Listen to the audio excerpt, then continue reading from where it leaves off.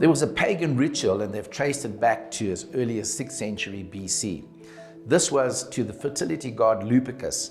The Luperci, or the Lupercalia, were the Roman priests that performed this pagan ritual. They would meet in the cave where legend has it that the she-wolf raised Romulus and Remus, the base of the mountain on which Rome was built, particularly by Romulus. And what they would do is they would sacrifice a goat, they would sacrifice a dog.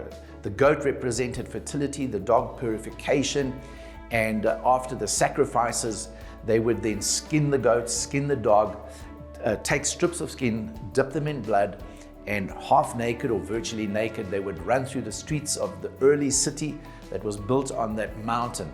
And the women were not afraid. They said the women would approach these priests and they would gently slap the woman with these bloodied strips of animal hide. And the theory was, the belief was, that it would create fertility. And so they would also then, the priests would run through the fields and anoint the fields with this blood for a great harvest. Part of the celebration or the festival or the ritual was that the women would take a clay tablet and write their names on it. It was put into an urn, and at the end of the day, the bachelors of the city would come and draw out one of these tablets with a name on it, and then that man, that woman would get together for that particular year. They say that this ritual resulted in many marriages. Well, we just need to just sidetrack, we'll park that there. But there was a man, a Roman priest, and he had great compassion for Christian prisoners. And he would go into the prisons and he would minister to the prisoners. And amongst the prisoners, he discovered Christian men, Christian single men, who were put in there by the emperor because they wanted to be married or they refused service or whatever.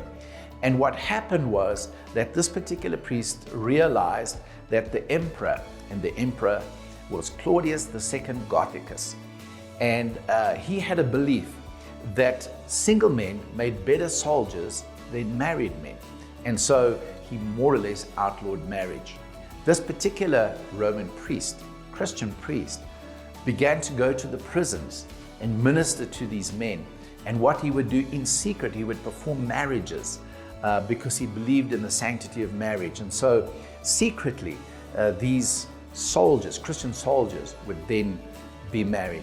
This was discovered, of course, and this Roman priest was imprisoned in the house of a nobleman. While he was in that house, the blind daughter of the nobleman was healed by this Roman priest after he had laid hands on her and healed her. But of course, his fate was sealed. He was thrown into prison and tortured and ultimately beheaded in around about AD 70. But just before he was beheaded, he wrote a letter to the love of his heart, the daughter of the nobleman who had been healed. And of course, the whole family was now Christian, and he wrote a particular letter. Well, let's just leave that, let's go on. And then, of course, the lovebirds in the 14th and 15th century, but we go back all the way to AD 500. Pope Gelasius I decides that they need to replace February the 15th, the celebration of the Luperci, with something Christian, something solid. And of course, it's in commemoration of Saint Valentine. Saint Valentine was the Roman Christian priest who visited the prisoners, healed the nobleman's daughter of her blindness, was marrying Christian soldiers to the loves of their lives before his execution. And so a Christian festival replaced a pagan festival. And down through the centuries, most celebrated festival in Britain and in France for many, many years. The most cards are sent on this day, second only to Christmas. So it is Valentine's Day. That's the story of the birth of Valentine's Day. So today is February the 14th, and I want to wish you all a very happy Valentine's Day. Let's use this day to communicate love between yourself and your spouse. And then if you're not married, that person, that guy, that girl that just puts the sparkle in your eye, the skip in your step, that extra heartbeat in your heart, And let's use this day to celebrate the true love, true Christian love that we have. So bless you. Happy Valentine's Day.